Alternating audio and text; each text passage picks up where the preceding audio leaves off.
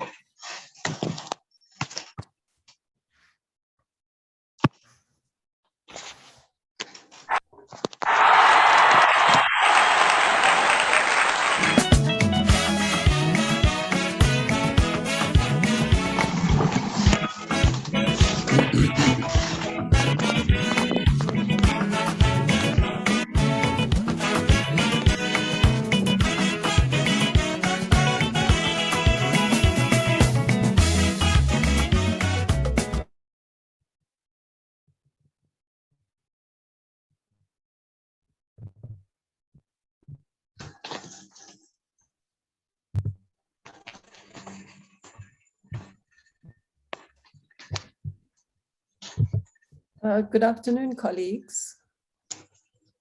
Good afternoon. Hello. Hello.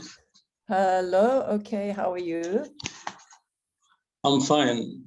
How are you, Prof? Very good, thank you. I've just arrived in Namibia, so I'm sitting in a hotel room to do this, but looking forward to it very much.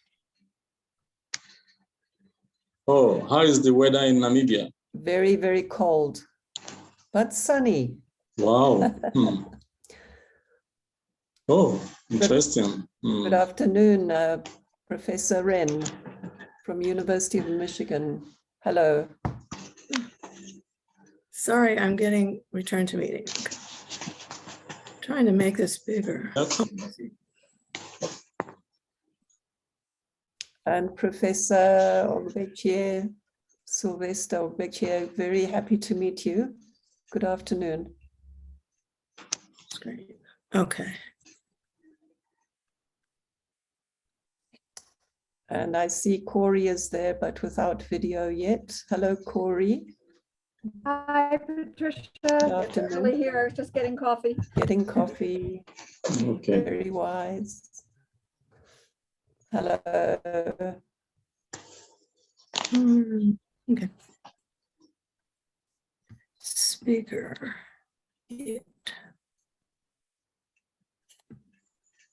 Can you hear me?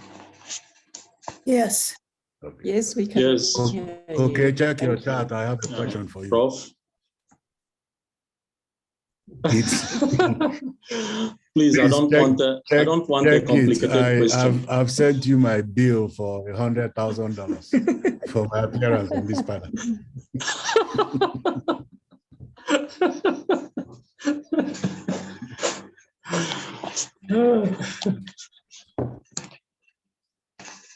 How's I'm California, actually in Prof? Boston.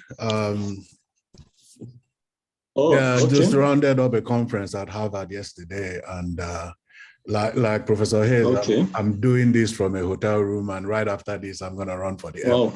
So, okay. Right after this, I'm going to run for the airport. So, you know. Oh, okay. That's great. How it's played out.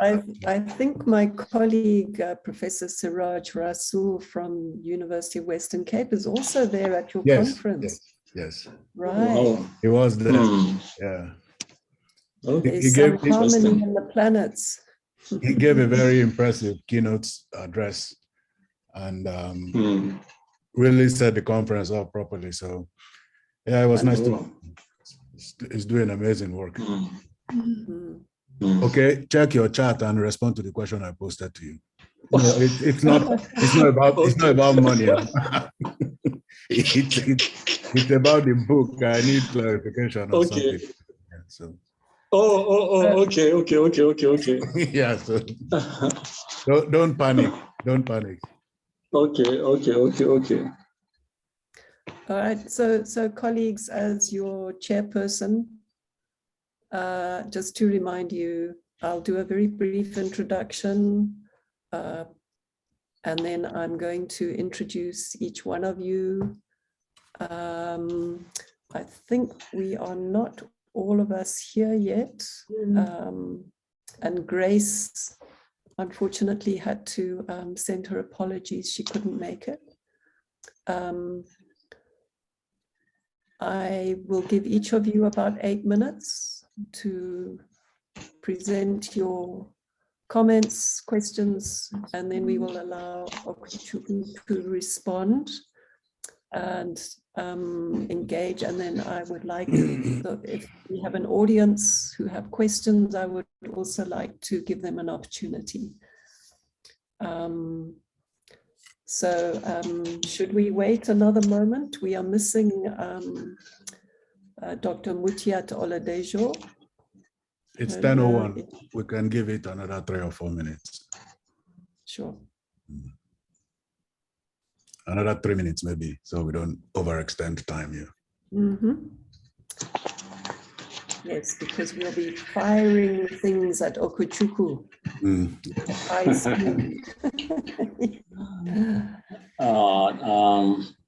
I hope I will be able to do justice to the bombardment. Well, I just said that to make you nervous. it helps to have some water nearby.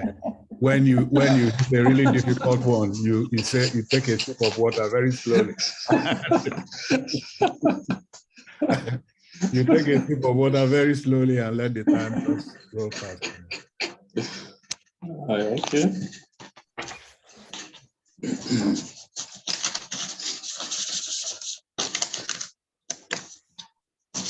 How are you doing, Corey? Fine, except that, you know, there were some very bad Supreme Court decisions this week, so. Bad is being quite charitable the way you're putting it. Your Supreme Court has decided to undo the progress of the last 150 years. So I know. yeah, I know. Go back to the Civil War. You know, it's beyond egregious. Yeah. No, as Sylvester is racing for the airport, I will be going downtown to protest. Well, I hope that goes well. I hope that goes well.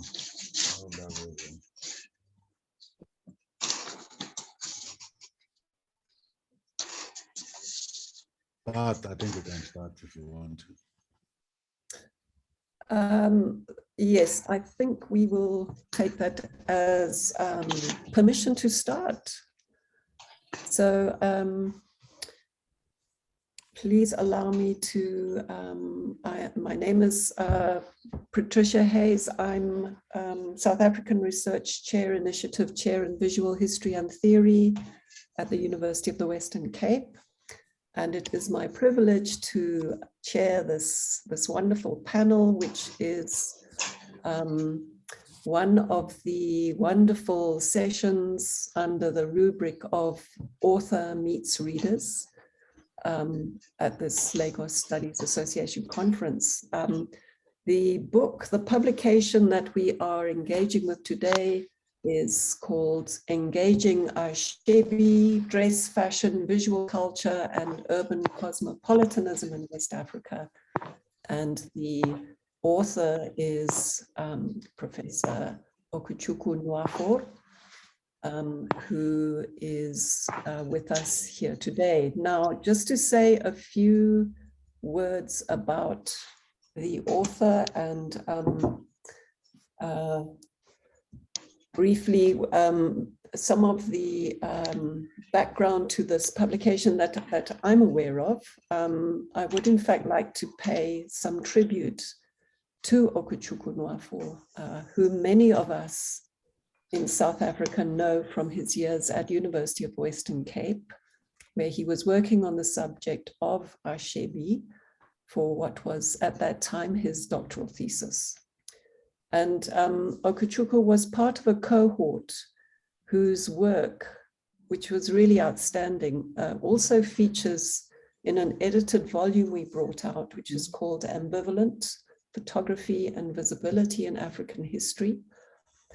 I'm speaking here as a former dissertation supervisor and an editor of this charming author. And I have to say that Okechukwu's originality in putting together different fields of study, for example, ethnography of visual culture, the digital turn in Africa, urbanism, fashion, print culture, social history, technology, photography, theory and history, and much more. It was not only ahead of the curve, animating many discussions for us and raising the political/theoretical bar, but he also imparted a creative sensibility that is acutely attuned to the daily life in his country, Nigeria, and which we all deeply appreciate.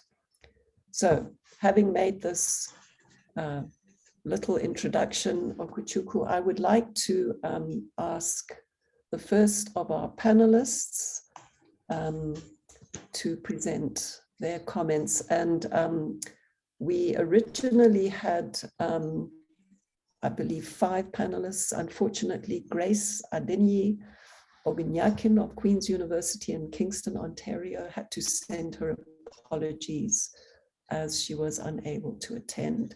So we are moving to our next panelist, Professor Corinne A. Kratz, Corey, Professor of Anthropology and African Studies Emerita at Emory University, and the Emory Director for the African Critical Inquiry Program, which funds field research for African PhD students, as well as innovative workshops in our universities. Corey has a long interest in ritual and performance, verbal and visual arts, especially representation in museums, exhibitions, and photography. Corey has authored many items, notably the books Affecting Performance, as well as the ones that are wanted, and I'm abbreviating the titles there. So I would like to hand over to Corey. Thank you.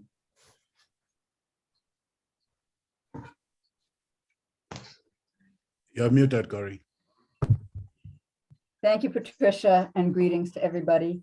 I'm very pleased to be part of this book panel at this year's annual Lagos Studies Conference, and to join my colleagues to delve into and bring attention to Okechukwu Nwafor's book, Aso Ebi, Dress, Fashion, Visual Culture, and Urban Cosmopolitanism in West Africa.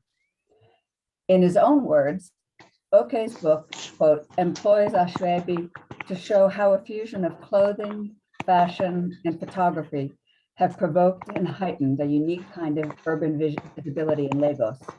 The desire and pursuit of this unique visibility signifies and shapes identities, social relations, and class, while also giving rise to radical transnational economic connections and the post-colonial urban experience in the city of Lagos. He unpacks the power of Aso Ebi as a form of political language capable of unifying, differentiating, challenging, contesting, and exerting influence, and as a practice that uses uniformed dress as a tool for much broader engagement in the quest for individual and collective visibility in the city of Lagos.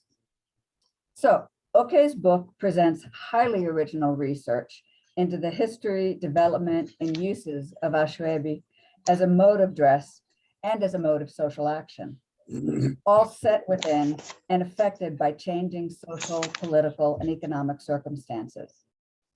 It considers Aso Ebi particularly from the 1960s on, but it also explores earlier 19th century and colonial era roots. In itself, this would be a welcome and significant contribution, but Oke goes beyond this in several ways. First, he has developed a powerful analysis of the moral economy of amity that uses Aso Ebi to examine the contradictions that emerge through linked but semi-autonomous social changes in different domains of social practice. He uses Aso Ebi as a lens through which to consider the frictions that emerge as moral economies and political economies transform in different and sometimes contradictory ways, and how this plays out in visual form through dress. The difficult circumstances in Nigeria from the 1960s on, economic and political turmoil, increasing wealth disparities, corruption, these transformed the way that social relations and economies that combine gift-giving, exchange, clientship, and commodity and market relations, it changed how they were expressed and enacted through moral claims. The elaborate, special occasion Aso Ebi clothing that marks family and entourage became a site where these contradictions played out. And Oke offers a fascinating example of the system of art patronage as well, encompassing designers, tailors, and photographers, among others. The purported public solidarity of wearing Aso Ebi has combined with social pressure and subtle coercion to buy it from hosts and relatives. Difficult economic circumstances can make both sides of this transaction fraught. Yet the lack of public recognition that can result from failing to buy and wear the cloth can performatively undercut social relations and interconnections that support urban life. In a contemporary African parallel to E.P. Thompson's analysis of 18th century England and the moral economy of the crowd, Oke's analysis of the sociality and sense of crowd associated with Aso Ebi offers a significant update and reinterpretation of work on the concept of wealth and people in West Africa. He shows how the relations and economies involved transform in a contemporary urban setting, how wealth and people goes from a sense of labor and allies in agriculture and war to become more of a sense of entourage and aesthetics. The visual sense of crowd becomes particularly important, and other modes of social and economic interdependence prevail, tugging at the values associated with personhood, community, and morality.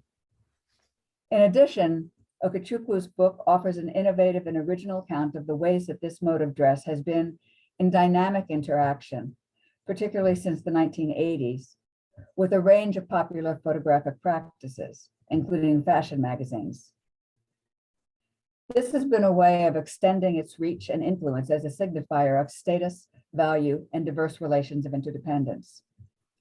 Oke's analysis of the connections and interactions between the proliferation of Aso Ebi, fashion, and photography in fashion magazines is, I think, one of the highlights of the book, with new material on the aesthetics of posing and examining how photography and Aso Ebi interact and how wearing and displaying Aso Ebi is a way to claim status in hopes of forming and extending networks of relations. Oke combines archival work, interviews, participant observation, popular culture forums, and photographic analysis to show how Aso Ebi stories are woven throughout Lagos society, constituting ways of seeing and being seen, as he variously examines the development of Aso Ebi as a social practice and fashion, the ups and downs of the textile industry and how changes in the economics of cloth shaped that practice, as well as connections and parallels with textile production in other parts of the world. He shows how the sartorial politics of Aso Ebi spread through a variety of networks and got caught up in jockeying for status and resources, in part through the world of fashion and visual representation and increasing consumerism. Along the way, tension between the uniformity of cloth and the personalization of style sharpened. Oke also shows how these practices have been intensifying and heightening over time, with the political economy of intimacy and claims to solidarity sometimes being, in fact, ephemeral and more about a politics of inclusion and exclusion. I know Oke has continued to follow developments in Aso Ebi practice, and that he has extended his analysis to diaspora settings as well. So it would be great if he could give us a sense in the discussion of what he sees in other settings where Aso Ebi has migrated, or if he sees connections between his Aso Ebi work and his current project on funeral photography. Okechukwu's book brings insights to Aso Ebi in Lagos and West Africa through time, and is a distinct contribution to knowledge and scholarship on the histories of dress and fashion, photography, Nigeria and West Africa, visual studies, and how social and economic transformations unfold in uneven ways. In the book's opening pages, we jump into preparations for the wedding of Rita and the participation of her sister-in-law, Kelechi, in the Aso Ebi for the occasion. We meet Kelechi's designer and tailor and some photographers who are commissioned or who simply cluster around the event. Oke then shows us how all of this came to be and what social dynamics are embedded in and worked out through Aso Ebi cloth at the center of it all. It's a masterful and illuminating tale, and I look forward to hearing the commentaries of my colleagues and Oke's response. Thank you. Thank you so much, Corey. That was not only brilliantly to the point, but also very well timed. What an example you have set for us all. Right, it's now my pleasure to introduce Professor Sylvester Okunudu Ogbeche, who is Professor of African Art in the Department of History of Art and Architecture at the University of California, Santa Barbara. He is author of two very compelling works, Ben Enwonwu, The Making of an African Modernist, as well as more recently, Making History, African Collectors and the Canon of African Art. So it's my pleasure to hand over to you now. Thank you. Thank you, Corinne. Let me hope I don't go over the time. Okay, so Aso Ebi, dress, fashion, visual culture, and urban cosmopolitanism in West Africa. Okechukwu Nwafor, University of Michigan Press, 2021. Nwafor uses Aso Ebi to show how a fusion of clothing, fashion, and photography have provoked and heightened a unique kind of urban visibility in Lagos. His book consists of an introduction, and please bear with me, this is pretty much a minor review of the book. An introduction, 6 chapters, and a conclusion, focusing on class struggle in Lagos and the embodied meanings of Aso Ebi in colonial times, and how the unraveling of the textile economy and mercantile networks reinvented histories of older cloths like Ashoke and newer textiles like Ankara in Lagos. It looks at the relationship between colors of Aso Ebi textiles, class, and socialization, how Aso Ebi's claims of consolidating family relationships is undermined by politics of inclusion and exclusion, and how its contemporary devotion to shallow bodily attire, what it calls the superficial focus on sartorial visibility.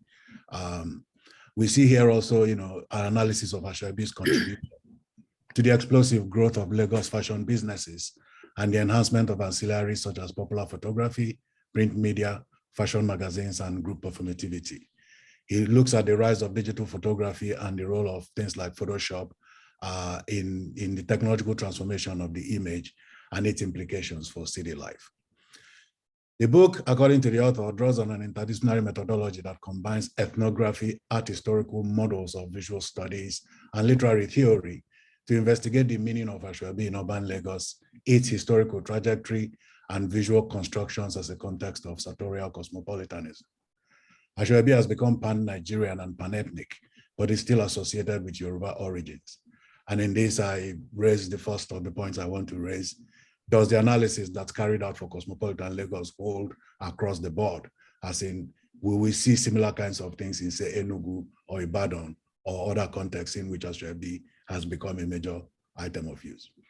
Nwafor discusses the numerous transformations and transactions caused by Aso Ebi, including the transnationalist capitalist network in the textile economy, that the clothing style instigated in Lagos, the visuality of Aso Ebi in social interaction and urban celebrations, the huge tailoring business, brought about by the economics of craft work and desire for this fashion.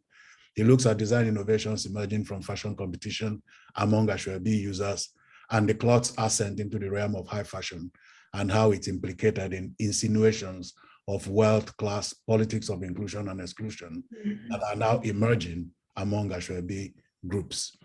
In this, he interrogates the meaning and types of solidarity forged by this process. Finally, it evaluates, and I'm quoting here, the ubiquitous visual kaleidoscope Aso Ebi has prompted in popular photography, fashion magazines, online fashion sites, and social medias. Nwafor argues that in recognition of these digital shifts that encode Aso Ebi's visualities, textiles have taken a permanent position in the discourse of identity and its intersections with photography in contemporary Nigerian society. Aso Ebi, as now that has become a practice on the leading edge of crucial socioeconomic exchanges in the city, invokes, the idea of Lagos cosmopolitanism to reflect the historical conditions, that enact the crisis of the city and late capitalist consumerism. So we can say that the author thus uses Aso Ebi as a shorthand for a voyage into Lagos's low-end fashion networks that equally its movement into high fashion. He argues that fashion or dress style obviously reflects the changing phases of culture and social development in any city, and focusing the book on Lagos allows for a study of the African city as a site of modernity, where notions of wealth, subjectivity, and urbanity are shaped through histories of colonial, post-colonial, and global encounters. In this regard, he presents a good analysis of how China influences the discourse and market of Aso Ebi in the same way that the British had done much earlier during colonial times, by flooding the country with cheap, textiles, in this case, Ankara, thus precipitating a shift from Ashoke and Nigerian-produced traditional textiles into these newer forms of textile consumption. Chinese manipulation and sidetracking of trading agreements allows it to achieve economic domination and is comparable in many ways to British colonization protocols in terms of outcome, and impact on Lagos economy and sociality. Like the British and their colonial protocols, its objective is hegemony. In this case, capitalist and financial hegemony, but hegemony nevertheless. Despite Nwafor's critique of surfacism, I didn't notice much discussion about the ephemerality of Aso Ebi. It's fast fade out. The author views Aso Ebi not as a superficial phenomenon, but rather as something that weaves material culture into a deeper human engagement. Yet, most Aso Ebi is two all-use items, comparable to bridesmaid dresses, which are worn once and then discarded. In the cutthroat competition for social visibility and social supremacy in Lagos, no socialite will be seen dead wearing an Aso Ebi item to any other social location. Its fashion fades, and since it's very context specific, the resulting dress is usually outdated once it's worn. Aso Ebi differs in this regard from how traditional textiles such as ashoke are venerated. Many women, in my experience of growing up, owned suitcases full of clothes from the 1960s onwards, which document important historical events and rites of passage. These have commemorative function, and the same does not seem to hold for Aso Ebi in the same manner. So I think the book could have tied this fact more strongly to the critique, the very excellent critique it carried out about, the very excellent analysis it carried out about the critique of conspicuous consumption that accompanied the popularization of Aso Ebi in the 1920s and 1930s by Lagos newspapers, which the author discusses, extensively in parts of his book, in the first chapter and parts of the immediate second chapter. Now, Nwafor notes in his text, that Aso Ebi dresses tend to outlive their usefulness immediately after each event. And I think that it could have tied a more strong critique of conspicuous consumption, that as I said, accompanied the popularization of this style of dress before. So, as Joan Iker noted in her on the back of the book, Aso Ebi fills a gap in the literature regarding the social dynamics of fashion and dress in Lagos through sustained analysis of how the fashion system works on the ground, of the quotidian conditions of its production and use, its reception and visibility within a discourse of global and social capital. The book crosses research borders in a context of African studies where African scholars mostly restrict themselves mainly to subjects from their area of origin, with Igbo scholars studying Igbo subjects and Yoruba subjects studied mainly by Yoruba scholars. Multiply that endlessly, Ghanaian subjects are studied by Ghanaians, etc. So the very lack of cross-pollination in terms of the movement of scholars.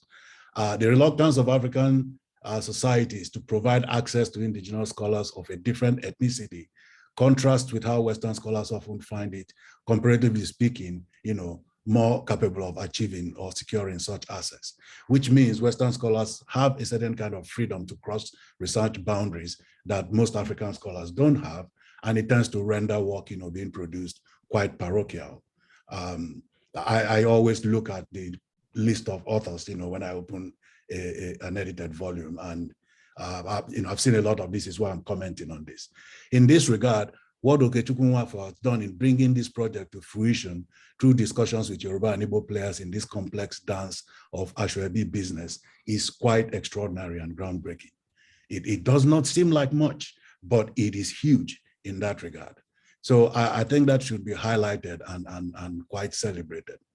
The question I've asked earlier, whether the analysis of Lagos cosmopolitanism and issues of Aso Ebi holds for other contexts of Aso Ebi use, is also relevant, so that we know whether we are using Lagos cosmopolitanism as a template for evaluating similar urban formations. You might find that this is not the case, but that remains to be seen through research. So a final word about production values. The book looks good. I'm sorry about this. I'm kind of publisher oriented. I own a publishing imprint, so I can't avoid making these kinds of argument. So anyway, the book looks good. It does look good. The font's very well readable. The paper quality for the publication is quite nice. But it's a print-on-demand book, which means that the quality of the illustrations, were kind of compromised. But the book looks good, but more could have been done. There were many typos, and the photographs were poorly printed. The University of Michigan Press is responsible for the poor copy editing of the book, but the rather lackluster quality of its photographs could perhaps be blamed on the author for the kinds of photographs he supplied. If this is not true, then the press definitely bears a lot of blame for producing, the book in that manner. And why am I saying that, so the lackluster quality of its photographs could perhaps be blamed on the author for the kinds of photographs he supplied. If this is not the case, then the University of Michigan Press needs to up its game considerably. Publications on African art are too often burdened by cheap production values, which strangely enough serves to invalidate, the books themselves as bearers of information that is useful to global discourses. A book on a visually stimulating subject of this kind needs to itself be visually stimulating. And one hopes the press will bear this in mind as it publishes other materials on African scholarship. So congratulations, okay? This is quite a very impressive achievement. Thank you. Yeah, thank you. Thank you very much for that incisive and wide-ranging set of comments, and I think a very timely reminder of some of our responsibilities, those of us who work with images, to hold on to that responsibility all the way through publication. I'm very happy to welcome Dr. Mutiat Oladejo. We didn't see you earlier, but we're delighted you can join us. So I'm just going to introduce you briefly and then ask you to take the floor. Dr. Mutiat Oladejo is lecturer in the Department of History at the University of Ibadan and a fellow of the American Council of Learned Societies. She is author of the book Ibadan Market Women and Politics, 1900 to 95, as well as The Women Went Radical, a title I love, Petition Writing in the Colonial State in Southwest Nigeria, 1900 to 1953. So welcome, Dr. Oladejo, and please share your comments and questions on this book with us today. Thank you. Thank you very much. Actually, I've been here like 2 times, but I have another panel. I'm also presenting a paper there. So I'm trying to switch in between the 2 panels. So thank you for having me. I congratulate the author. I think someone mentioned his name to me somewhere in Germany some time ago that is working on something similar. And I'm very glad to be commenting on his book today. Yeah, the book Aso Ebi, Dress, Fashion, Visual Culture, and Urban Cosmopolitanism in West Africa.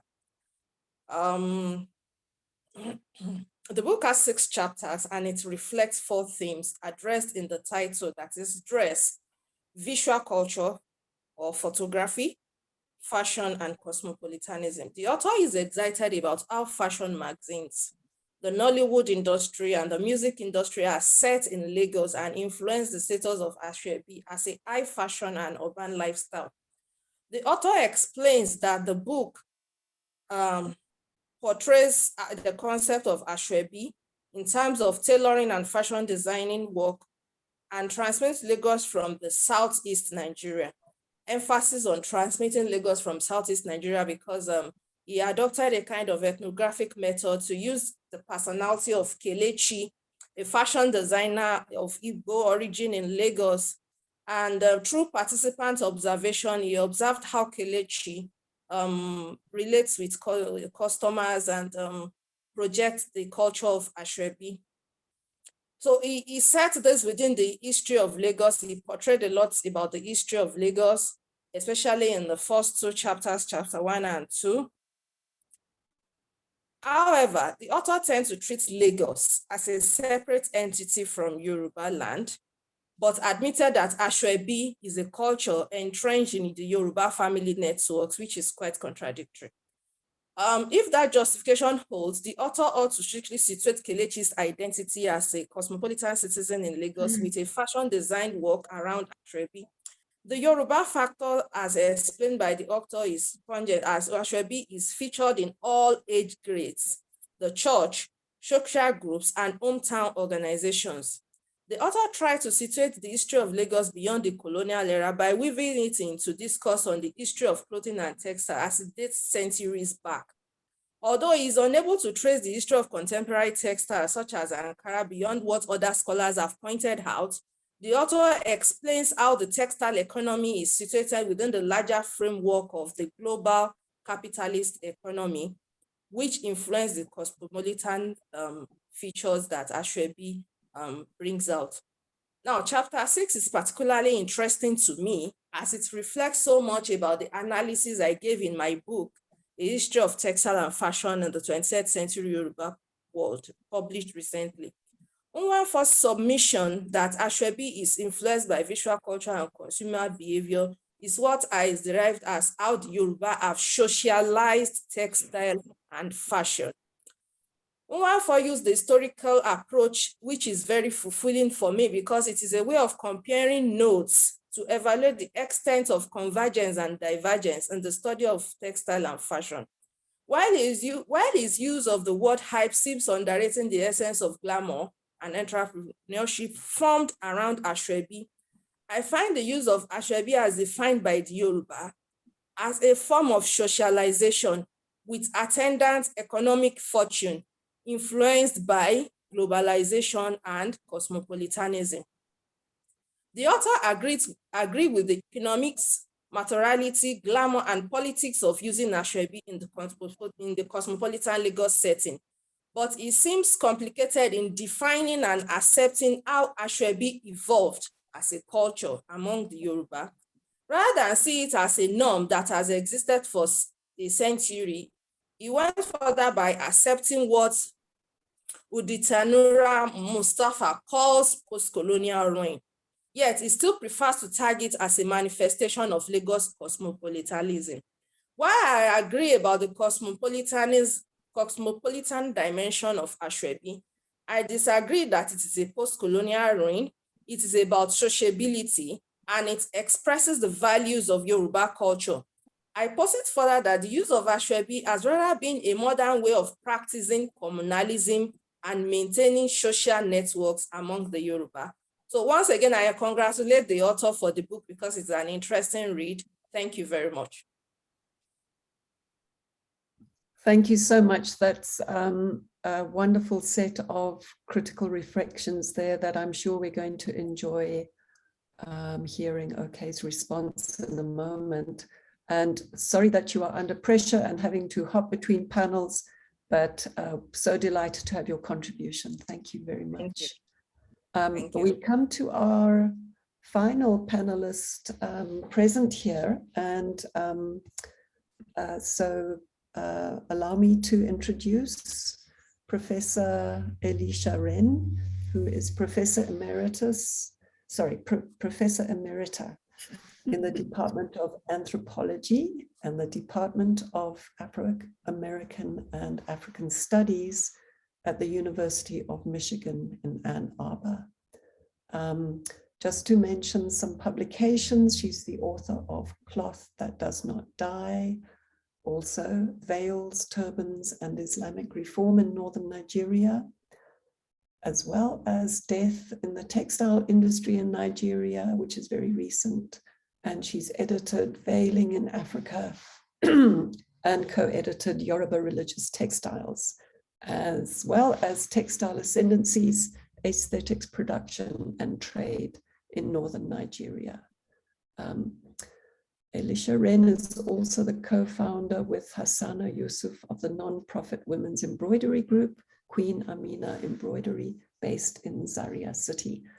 And I feel sure that your comments will pick up with some of the previous discussion and take it forward. So may I hand over to you? Thank you. Thank you. Can you hear me? Yes. Okay, good. I would like to begin by thanking the conference organizers and for this fine program, and the author, Dr. Okechukwu and Nwafor, for his excellent volume on the socio-cultural and political history of Aso Ebi in Nigeria. He has certainly opened my eyes to many of the changing aspects of Aso Ebi and its genealogy, specifically in the cosmopolitan metropolis of Lagos.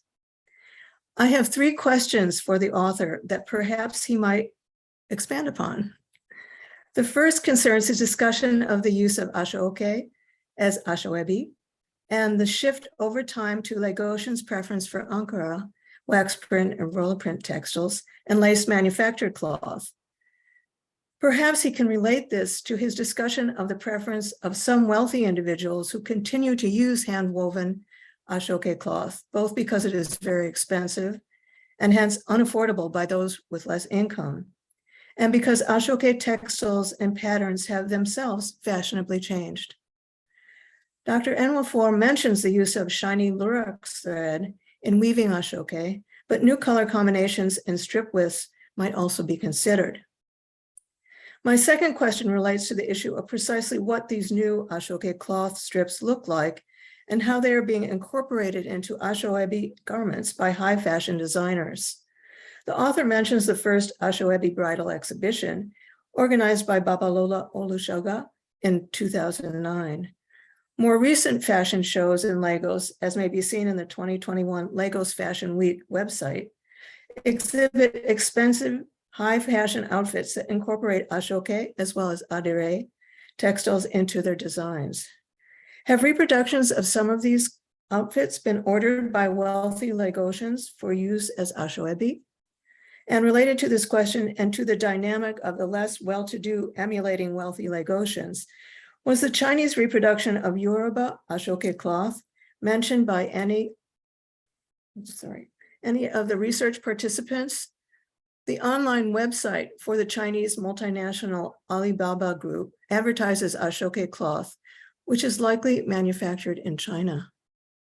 My third question is also related to Chinese textile manufacture, although it focuses on the cloth known as Ankara, which Dr. Nwafor discusses in considerable detail. He admirably notes how Chinese textile manufacturers have printed the phrase, quote, made in Nigeria, unquote, on the hems of Ankara cloth that they sell, something I witnessed in the Zaria City Market.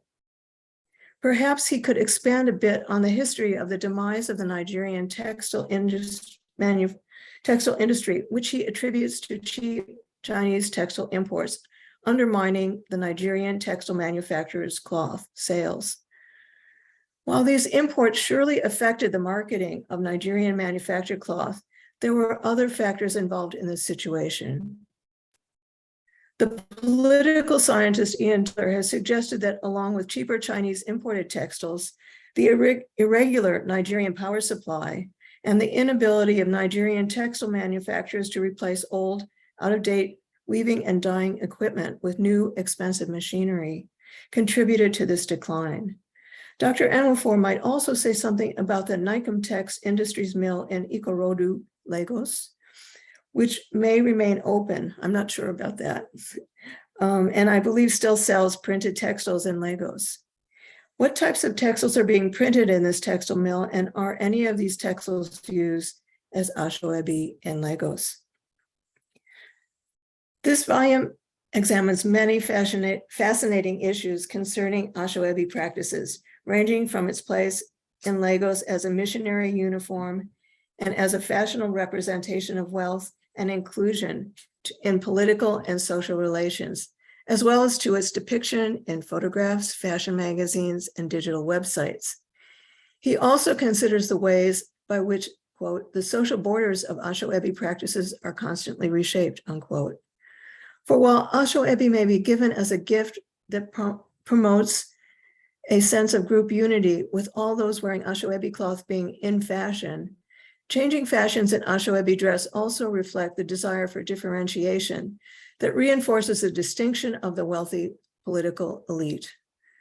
Taking both a broad and detailed perspective, the author has enabled us to see how the study of textiles can show the ways that people and cloth are intimately related. Thank you. Thank you so much for that. I think very precise set of questions there. So, okay, you have a wonderful menu of comments and questions to respond to.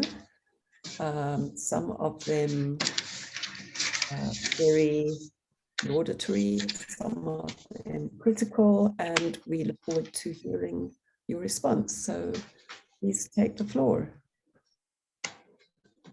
Okay, thank you so much for those excellent responses and critical insights. First of all, I want to start with, from Professor Obechi about his comments on cosmopolitanism. First of all, what I did in this, because he wants to know how, I mean, what is unique about Lagos cosmopolitanism? I mean, if I get what his question very clearly, but I think what I did was to look at, to first of all acknowledge the historical and geographic contexts that gave rise to certain types of cosmopolitanism. And that these contexts are underlined by a common verdict that no single conceptualization of is actually adequate in understanding cosmopolitanism, and that's where I want to base my own response to that particular question. A way to say that Lagos cosmopolitanism is quite unique, and that there are certain ideas that I brought into Lagos cosmopolitanism, like the concept of Owambe, and which I also illustrated with Cyprian Ekwensi's novel, in which Aina's passion and Aina's aspiration to become a cosmopolite was actually inspired by a desire to participate in numerous Asoebi in Lagos, in numerous Owambe parties in Lagos. So I want to see Owambe as a condition of Lagos cosmopolitanism in trying to answer that question. Then from there, I'm so sorry, I didn't take the questions chronologically. He said something about surface aesthetics or surfacism, which I explored in one of my chapters. But I want to say that I approached surface aesthetics from sort of an ambivalent perspective, because first of all, surface could be seen or could be examined theoretically, and it could also be examined materially from what I did in my chapter.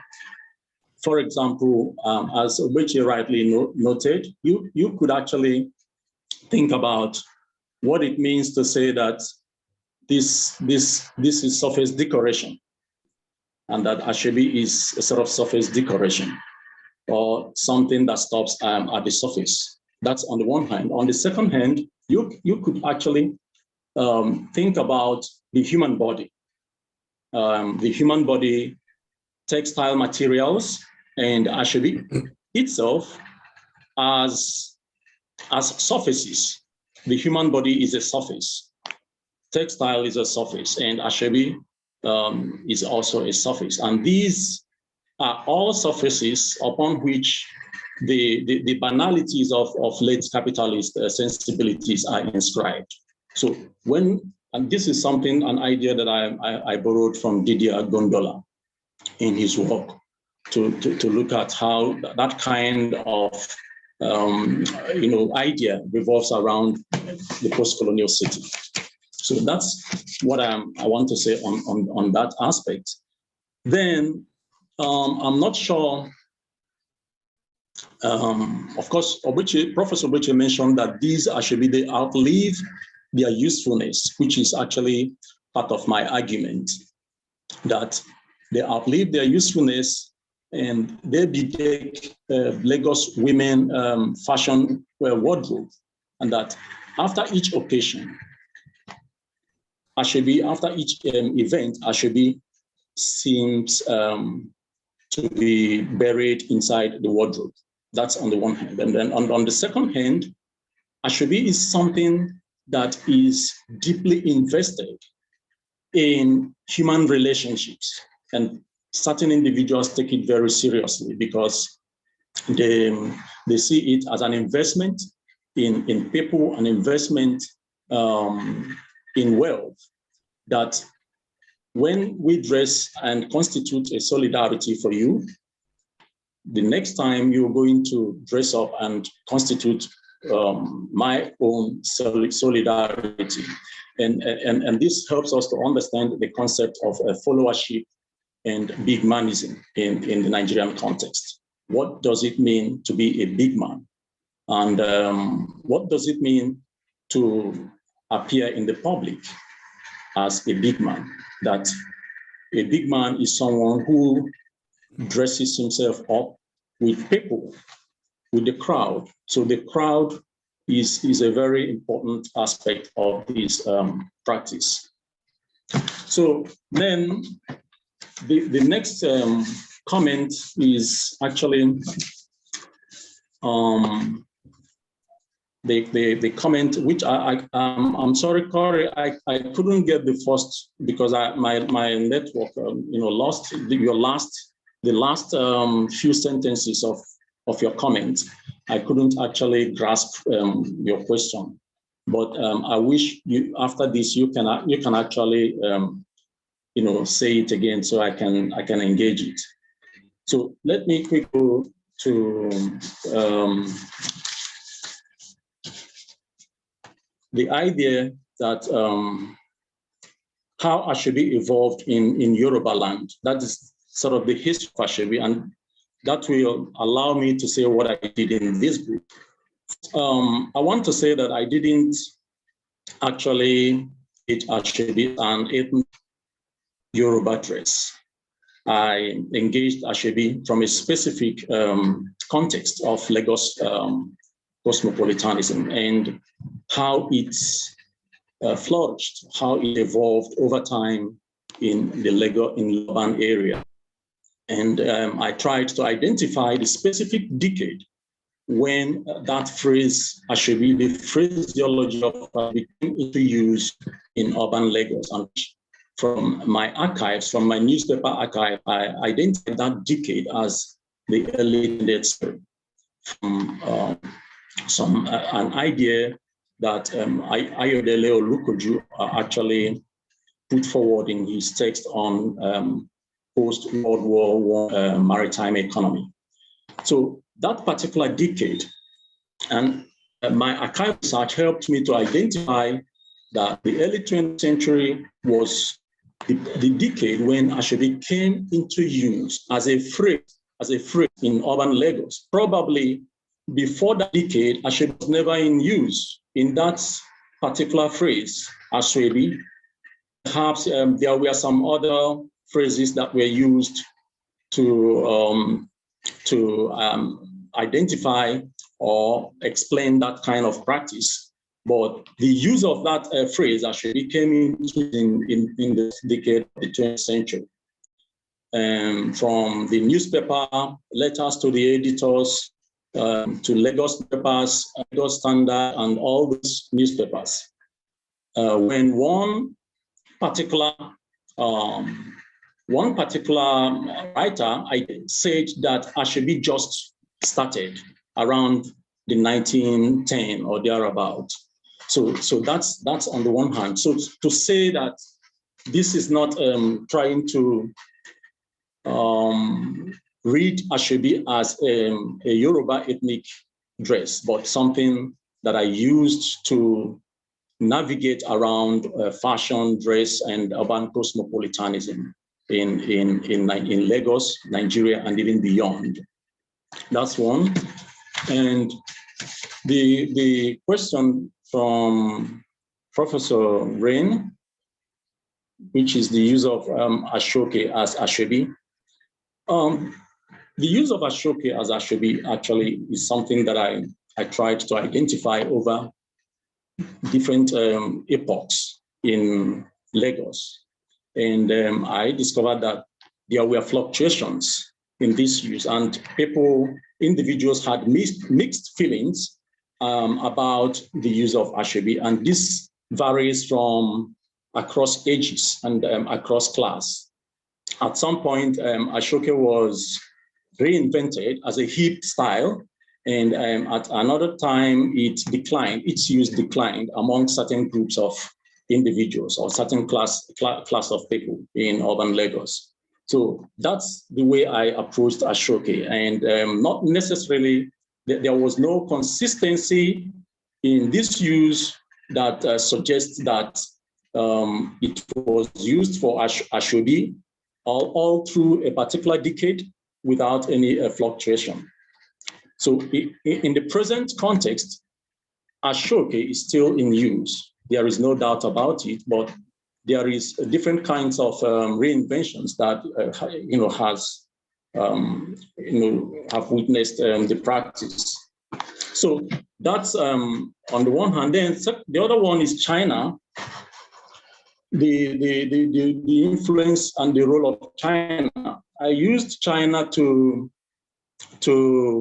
investigate the relationship between culture and commerce, and how we can actually study material culture and cultural practices from transnational economic transactions, and how capital can enable us to understand the proliferation of culture. And that's how I brought China into this debate. And this is not, I think I wasn't the first person that attempted this. If you read Olukoju's text on his post-World War I maritime economy, you would see that he also looked at the economic boom that came after World War I, and how this brought a new context, brought a new understanding of culture in Nigeria. So that's exactly what I did with China, that the role of China in helping the locals redefine, reimagine their understanding of culture is also very important in my text. So that's one. I didn't go as far as Ikorodu, actually, during my fieldwork. I didn't visit Ikorodu. I have to confess, I have to say that, and perhaps in subsequent work, one can do that. I don't know if there are other questions that I didn't touch, or other comments that I didn't touch on. Maybe Professor Corey Kratz can help me with her last, Yeah. words. Yeah. My questions were really kind of moving out of the book, because I know that you have continued following Aso Ebi and following it into diaspora settings. And so I was asking both, what have you seen, and what kind of other transformation or connection as Aso Ebi has, moved around the world? And I was also asking whether you see connections between your work on Aso Ebi and the work that you've been doing on funeral photography, because it seems like there are some parallel, sort of trends of expansion and proliferation and, various kinds of things happening. Oh, okay. Thank you so much, Corey.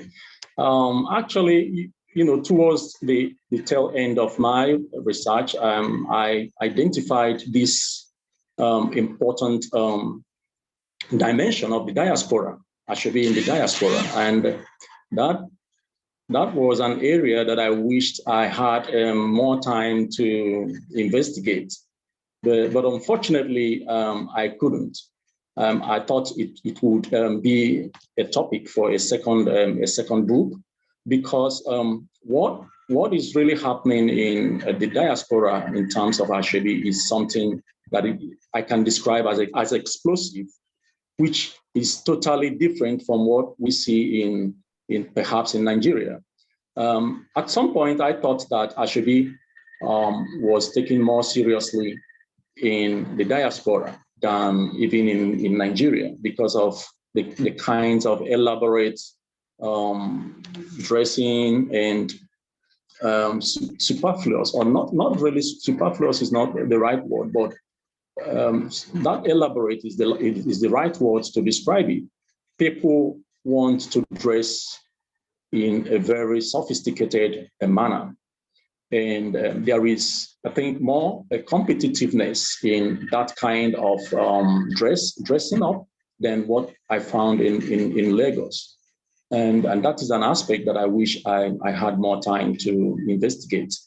And then, as you pointed out, my scholarship is defined by one central idea. And that idea is about looking at the insignificant aspect of mundane living, and especially some things that are undermined in our scholarship, which is actually, what do you do with the concept, the idea of uniformity, uniforms? Are uniforms actually worth investigating in academic scholarship? And that was the question that I constantly got from individuals in the course of my research. They kept asking me, what is there to write about this? Or what are you working on? What are you trying to say? But you see, by the time I started work on this, I discovered that there are so many things to say around the concept of a uniformity, and that uniformity is something that uniformity in Aso Ebi is something that all of us, we all can use to approach the discourse of dress, that we all are interested in dressing, in putting up something, in dressing up, in looking nice, but at the same time, everyone wants to distinguish himself or herself from the sea of uniformity. And that this is an approach, this is a model that we can use to approach fashion itself.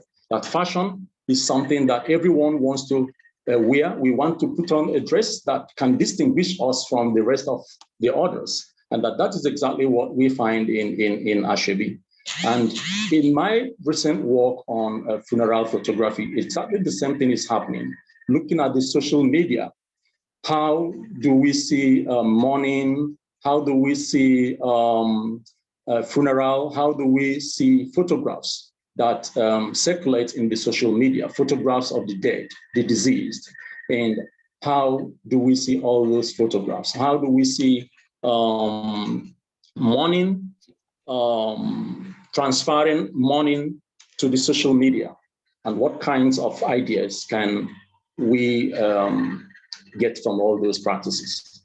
So at the same time, it is something that we tend, this is an everyday practice. This is something that is with us, but we do not understand how it works unless we investigate it.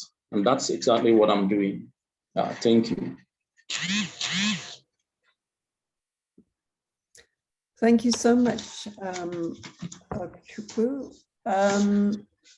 I'm not sure whether any of the speakers wish to respond immediately, but I'm aware that we have a question posed in the Q&A, which perhaps I can just pop in here, because I think it relates to some of the questions you received. And this question comes from Oludayo John Bambose. He asks, are you aware of the legal regime underway to protect the manufacturing of cloths with indigenous origin traceable to Nigeria as being witnessed in China? Thank you. Someone else has popped in a quick second question. Have you seen this? Yeah. Other question. I can see the second question. Okay, okay, let me hand over to you if you want to pick up these two questions, please. Thank you. Let me take the second question first. What are the economic implications of Aso Ebi? I think the economic implications of Aso Ebi is not something that one can define that kind of straight jacket, or one can give a straight jacket answer. It's also something that is quite complicated, because when you see in my book, there's something that I discussed, a theoretical idea that I tried to promote, which is purchasing Aso Ebi. And what does it mean to purchase Aso Ebi? And not just purchasing Aso Ebi or buying Aso Ebi. What does it mean to buy an expensive Aso Ebi from a friend? Because you are aware that this Aso Ebi that I am trying to buy is sold for perhaps 1,000 naira, the cost price, but this individual is selling it to me at perhaps 5,000 naira. And what are the different kinds of attitudes, concerns that people have towards buying expensive Aso Ebi? You say, let me explain it a bit. Some individuals are interested in buying expensive Aso Ebi on the one hand. Then on the other hand, some individuals are not interested in buying expensive Aso Ebi, and it depends on the context you want to see it. Wale Adenuga's daughter, a wedding in Lagos, Aso Ebi was sold, at a very expensive price, and it was all bought. All of them were sold out, and eventually some individuals that wanted to buy couldn't get the Aso Ebi. You see that these people are buying into the rich network of the big man. They're not necessarily interested. They're not necessarily bothered by the price. But on the other hand, some friends sent Aso Ebi to their friends to buy, but they rejected it. And these are some of the, my fieldwork experiences, because I had an extensive fieldwork in Lagos, over a couple of years. So sending Aso Ebi to her friend to buy at perhaps 20,000 naira, and her friend rejecting it, saying that this is very expensive, I cannot afford it. So you see the different context in which Aso Ebi could be bought. And the economic implications can be seen from a broader perspective, in terms of, as I said initially, the role of capital, that China has taken over the production of most Ankara that we see in the market, and that this has enabled a lot of individuals to participate in people who can actually afford to buy Aso Ebi and engage in Aso Ebi practice. Okay, let me give some people more time. Okay, have you answered the first question as well? Okay. I think you should go ahead. Sorry. Huh? Let me see the first question, sorry. Okay, it's about the legal regime underway to protect indigenous manufacturers. Yeah, thank you. Thank you so much. Actually, I have heard about that, but I've not really given it a deeper thought. I've not really given it a deeper thought, but I am aware of such that it exists not just for Aso Ebi, but for some other indigenous material culture, such as even the Ghanaian kente and some other, material culture. So, but I have not really, given it a deep thought. I must confess.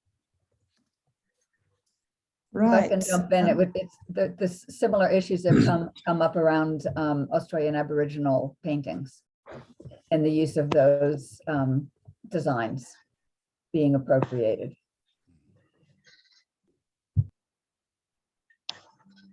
Okay. Thank you, Corey.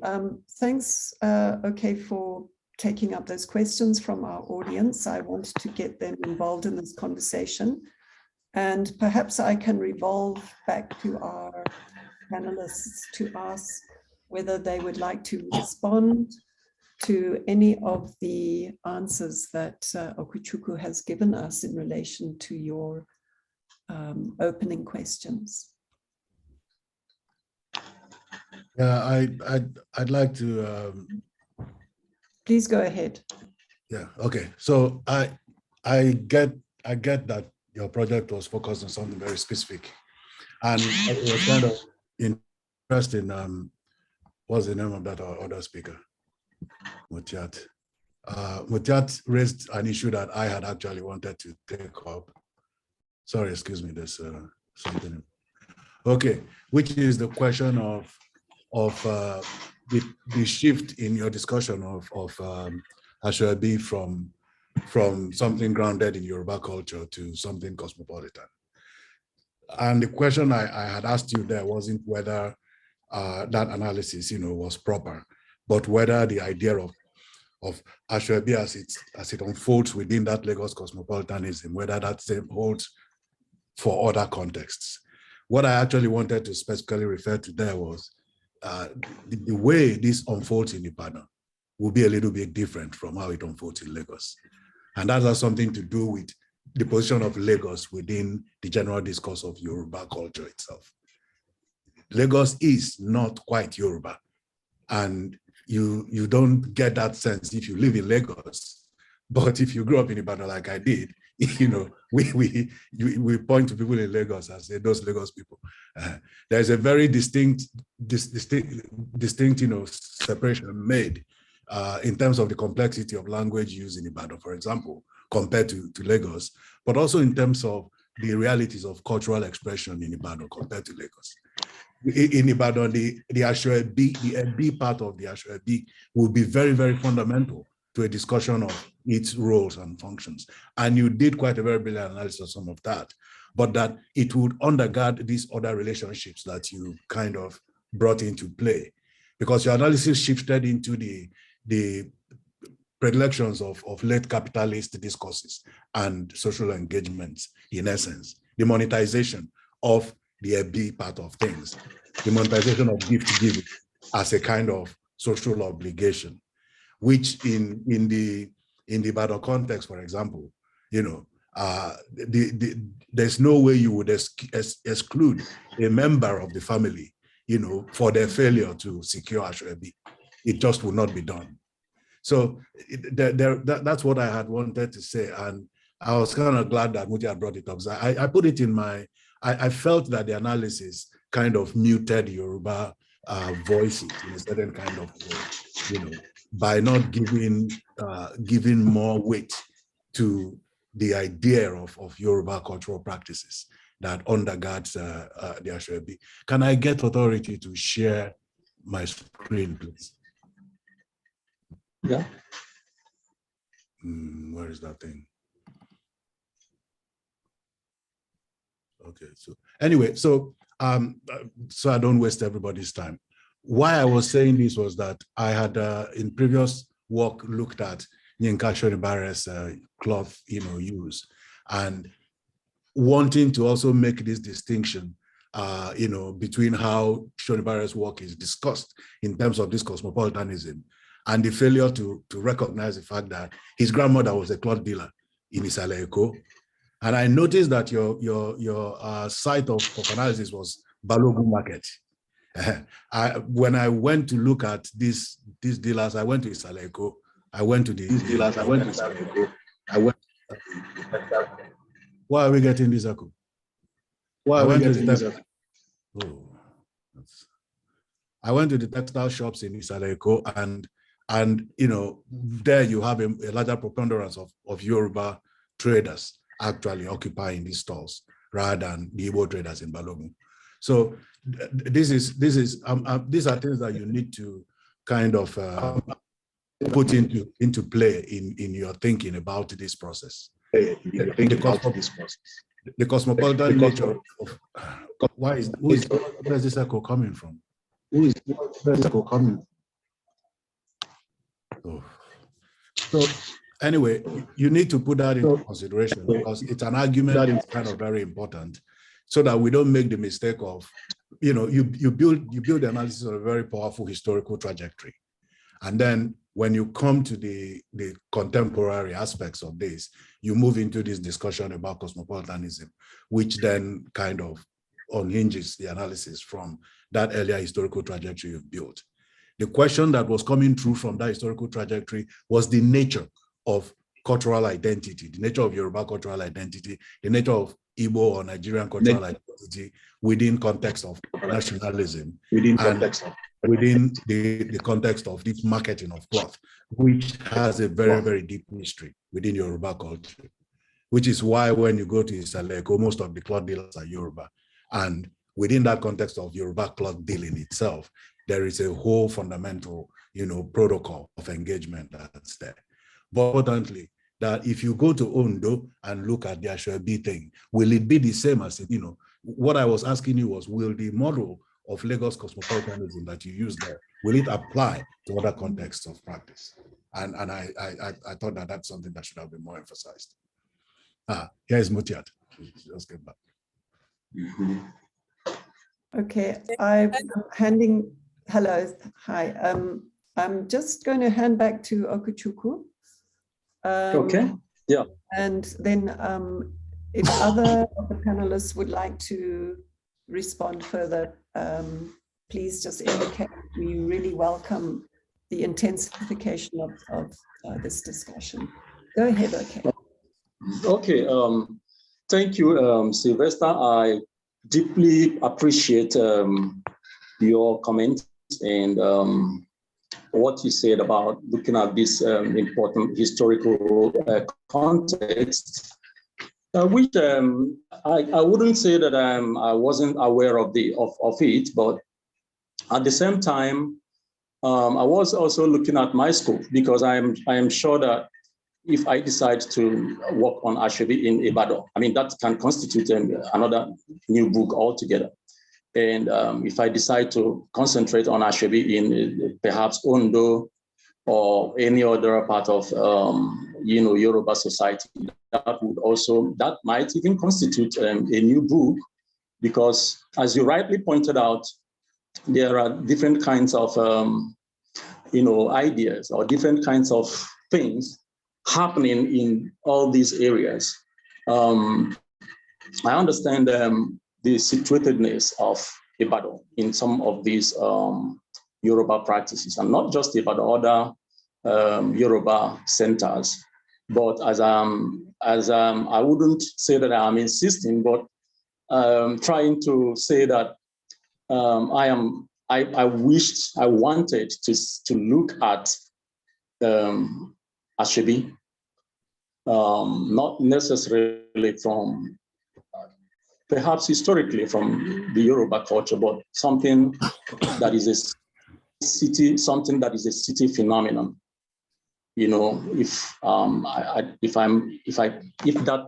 is a right way to put it, something that goes beyond Lagos to other centers like Eastern Nigeria, even beyond Nigeria and some other West African countries. Like, for example, when I interviewed a Cameroonian about, because they call it Aso Ebi, A-S-H-O-B-I, that's what they call it in Cameroon, Aso Ebi. Then in Sierra Leone, they call it Aso Ebi also in Sierra Leone, A-S-H-O-B-I. And I also traced historically the way they use Aso Ebi even in Sierra Leone, which it featured in their masquerade performances, just like as you know, they used it in certain Yoruba context also, in Gelede or Egungun. But if you look at that from that perspective, you would see that this is a very, very wide scope. It has a very wide scope, which if one is not very careful, one might not be able to address the question, you know, quite adequately. So that's something that I just have to say. And that's why I made it very clear in my introduction when I used Kelechi Obiesie to illustrate what I wanted to say, that Kelechi Obiesie, as an Igbo, resides in Lagos, but she traveled to Onitsha to participate in Aso Ebi. So what does it mean for an Igbo who resides in Lagos to travel from Lagos to Onitsha to participate in Aso Ebi? So the context, the underlining discourse of origins and expansion, which is at the core, at the heart of what I tried to do, with that Aso Ebi.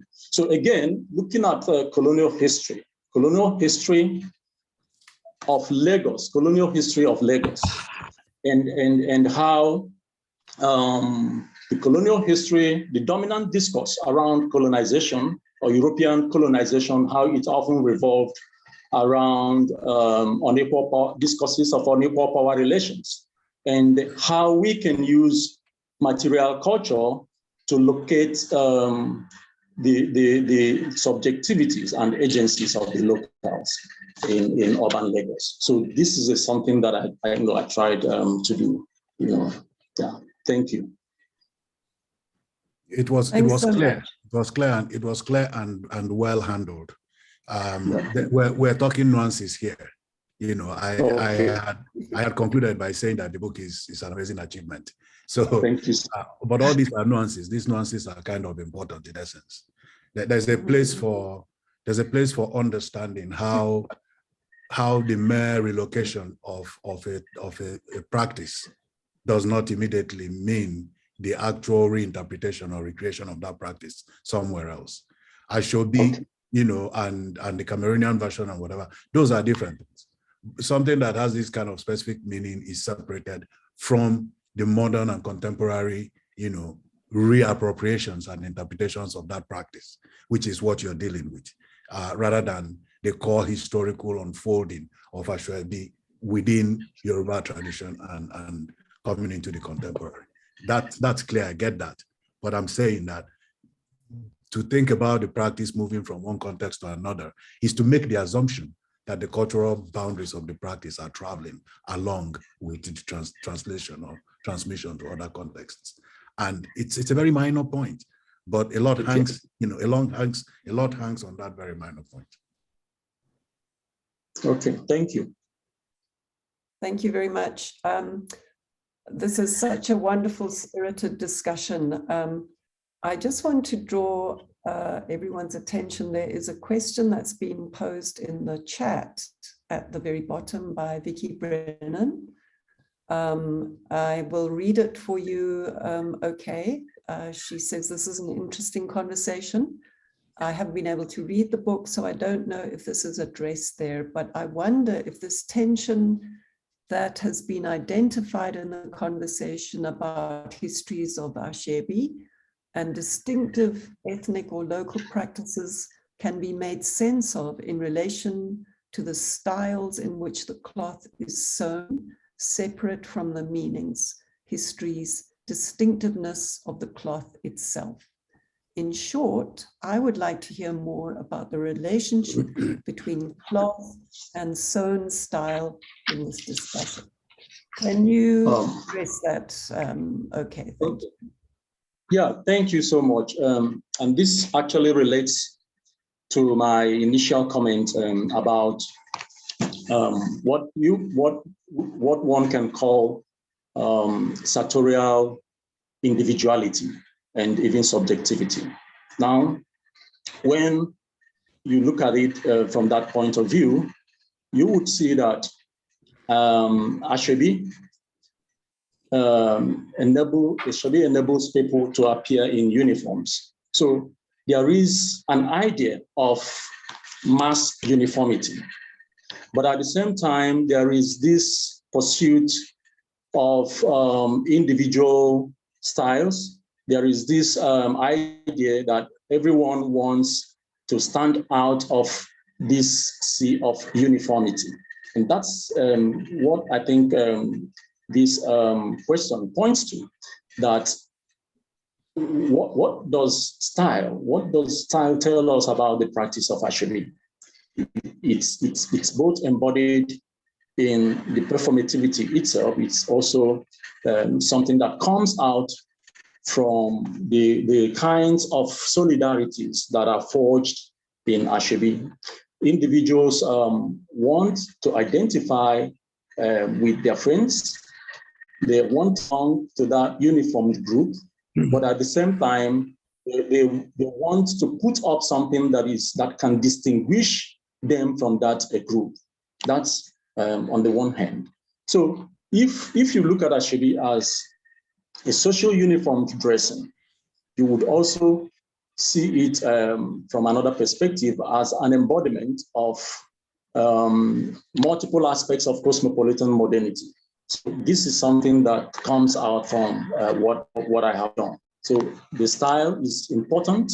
It enables people to distinguish themselves. People want to look differently. And as I said initially, this is what happens with fashion itself, that fashion practices are all embedded in this discourse of sartorial individuality.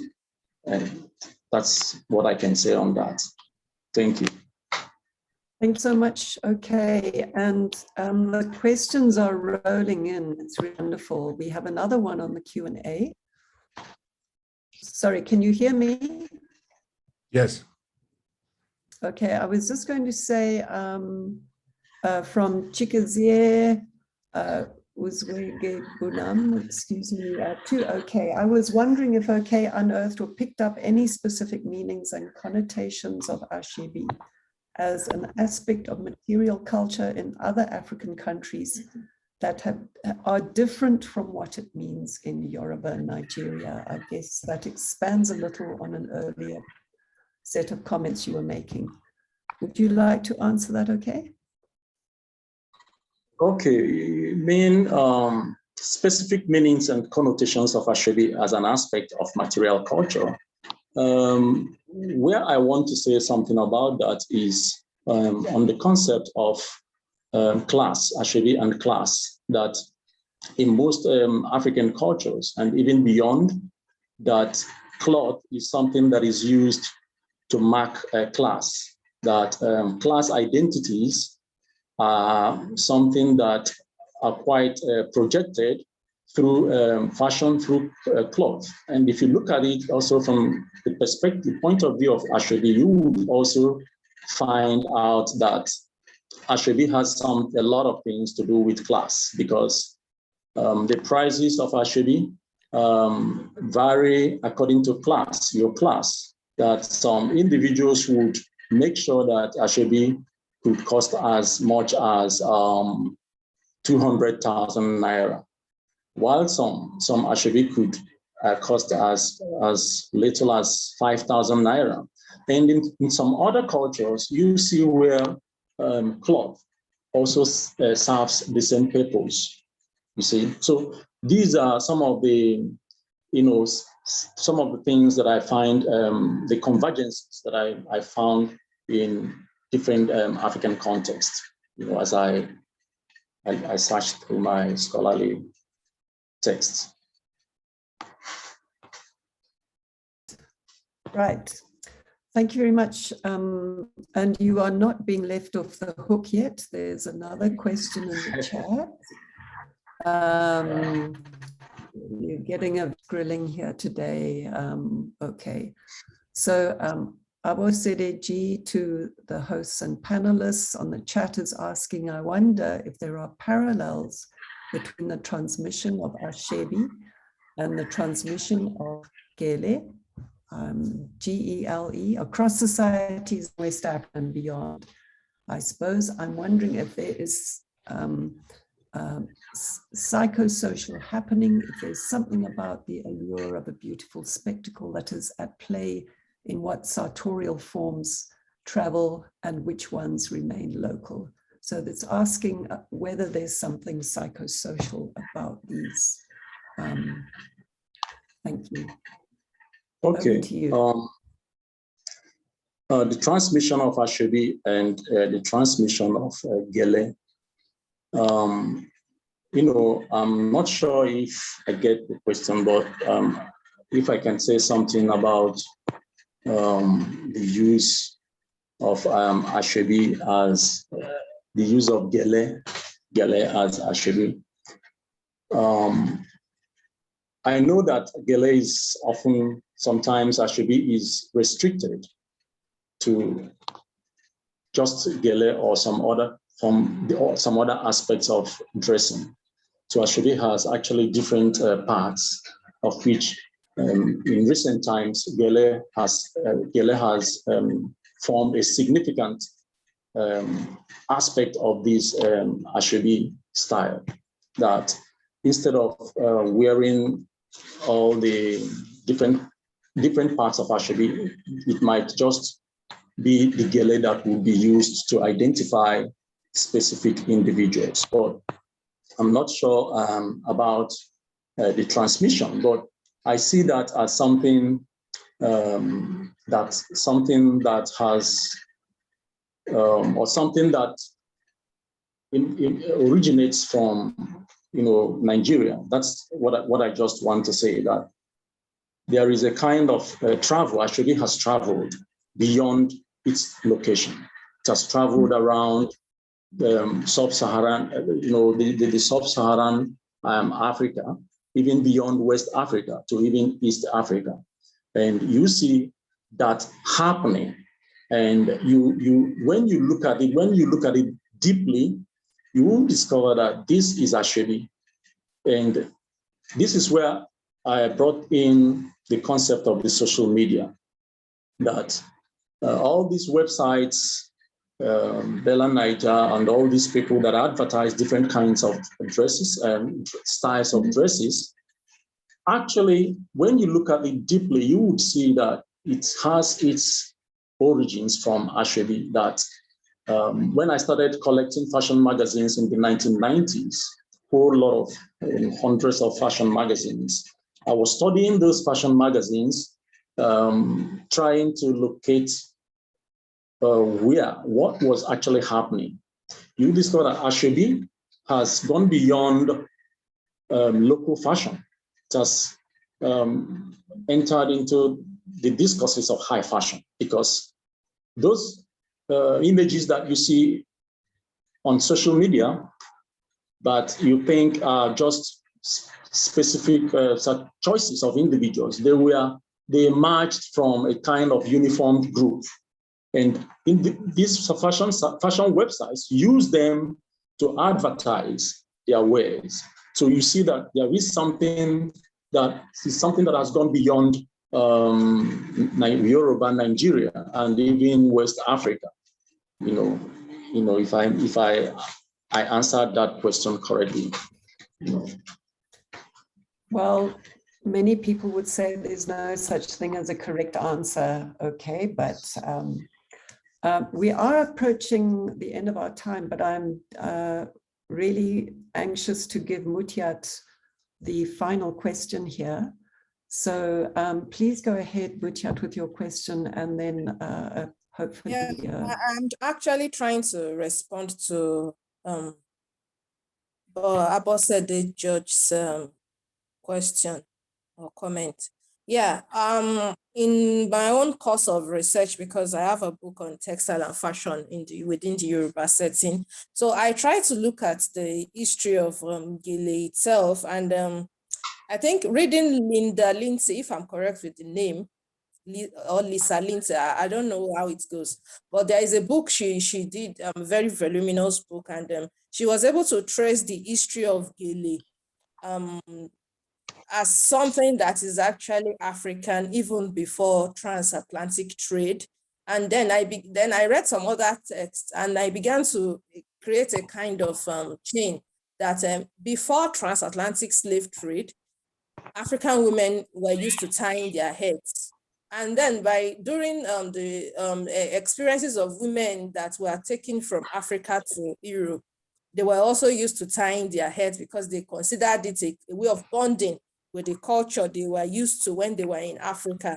So that pattern gave me the impression that tying head was something typical to traditional African societies, even before the transatlantic trade. And of course, I think in some other texts, there was this explanation that it has to do, especially in West Africa, that use of gele in West Africa or tying head is something synonymous and influenced by the advent of Islam through the Ottoman Turks or through the trans-Saharan trade and all forms of intergroup relations that had existed. And so as a result of that, tying the head was something that was influenced by Islam, and it had been a part of the dressing culture, part of fashion, even before transatlantic trade. And so that culture of gele tying kept transmitting itself